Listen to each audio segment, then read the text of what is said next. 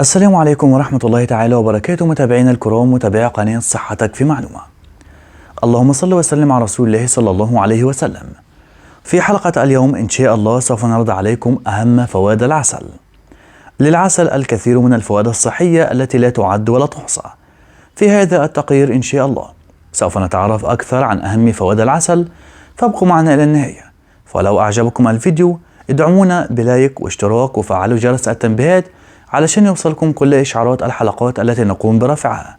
عندما نتحدث عن فوائد العسل فمن الضروري معرفة أنه ليست جميع أصناف العسل متساوية في فوائدها.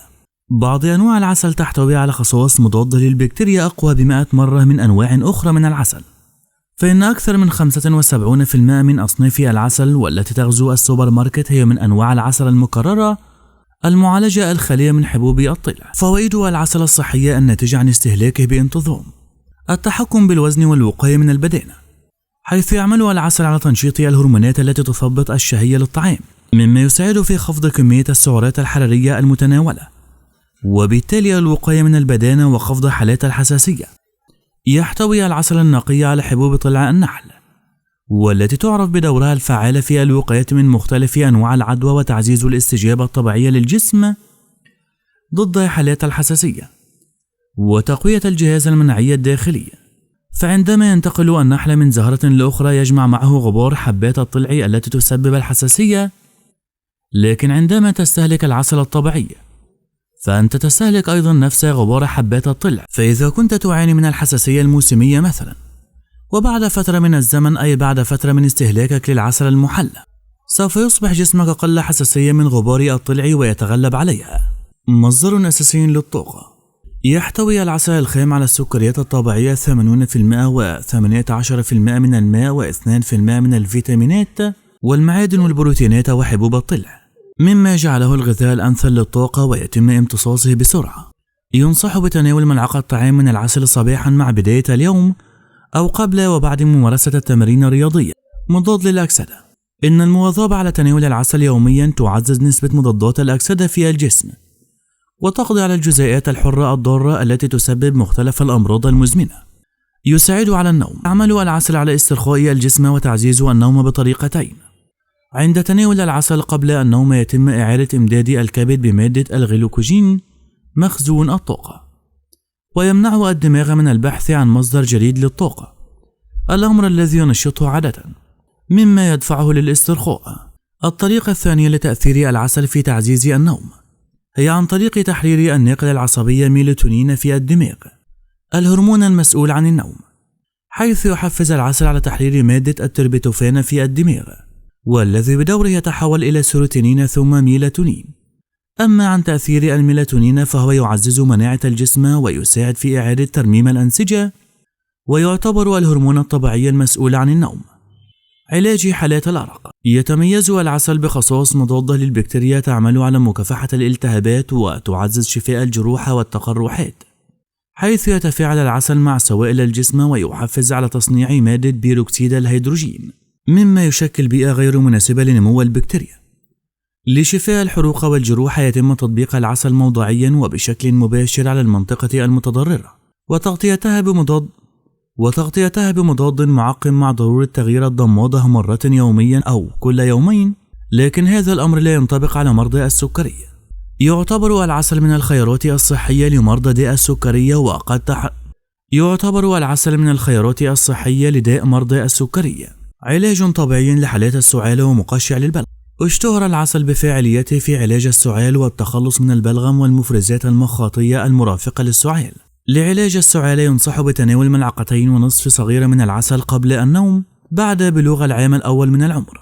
الوقاية من السرطان والأمراض القلبية: يتميز العسل بغناه بمركبات الفلافونويد والبوليفينول ومضادات الأكسدة، والتي تساعد في خفض خطورة الأمراض القلبية ومختلف أنواع السرطان. تقوية الذاكرة: وذلك بفضل مضادات الأكسدة التي تمنع التلف الخلوي في الدماغ وتساعد في الوقاية من مرض الزهايمر. كيف نميز بين العسل الصاغ الطبيعي من العسل المزيف؟ العسل الطبيعي هو العسل الخام الذي يؤخذ مباشرة من خلايا أمشاط العسل داخل خلية النحل. هذا النوع من العسل لا يمكن أن يكون صافيا، بل يحتوي عادة على حبوب الطلع المفيدة للصحة لكن بالإضافة لذلك فمن الممكن أن يحتوي العسل النقي أيضا على نحل ميت، وفي حال وجود أي من هذه الشوائب يتم تنقيتها عادة قبل تعبئة العسل في العبوات المخصصة للبيع، بينما العسل الصناعي يكون معالج بشكل كبير ومكرر كيميائيا يؤدي لإتلاف الإنزيمات الطبيعية الموجودة فيه بالإضافة للفيتامينات والمعادن، مما يحوله لمادة سيئة غير صحية. عملية الفلترة والمعالجة تقضي على كمية كبيرة من المواد الغذائية النباتية التي تكسبه خصائصها الصحية. الطريقة الوحيدة للحصول على العسل الصافي متألق اللون لامع كالذهب هو بتعريضه للحرارة. العسل غير الخام المكرر صناعيا يمكن أن يؤخذ من النحل ويتم معالجته بواسطة المضادات الحيوية مثل مادة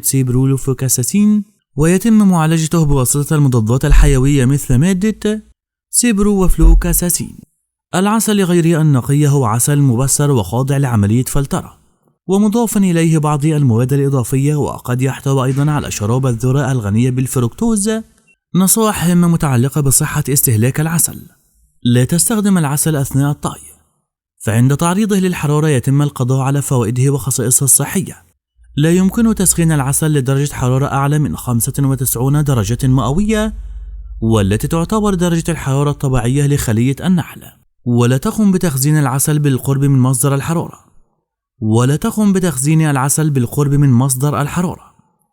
يمكنك استخدام العسل في وصفات الحلويات التي لا تتعرض للحرارة بدلا من السكر، كما يمكن إضافته لطبق الفواكه أو مع وجبة الإفطار الغنية بالشوفان. يجب استهلاك العسل باعتدال. على الرغم من أن العسل يتمتع بالعديد من الفوائد الصحية إلا أنه غني بسكر الفركتوز، وبالتالي يجب تناوله باعتدال. كل ملعقة صغيرة من العسل تحتوي تقريبا على 4 غرام من سكر الفركتوز، أي أنه إذا تم تناول العسل بكميات كبيرة قد يؤدي أيضا لمقاومة هرمون الأنسولين كما يفعل السكر. لذلك عند استهلاك العسل خذ بعين الاعتبار لكمية الفركتوز المتناولة أيضا، للحفاظ على صحة الجسم والوقاية من أضرار السكريات التي تتجاوز كمية السكريات المستهلكة 25 غرام يوميا، بما في ذلك العسل ومختلف أنواع السكريات الموجودة في الفواكه والأطعمة المتناولة. متابعينا الكرام، متابعي قناة صحتك في معلومة، لو استفدتم من فيديو العسل لا تنسوا دعمنا باشتراك ولايك وتفعيل جرس الإشعارات لكي يصلكم كل إشعارات القناة إن شاء الله.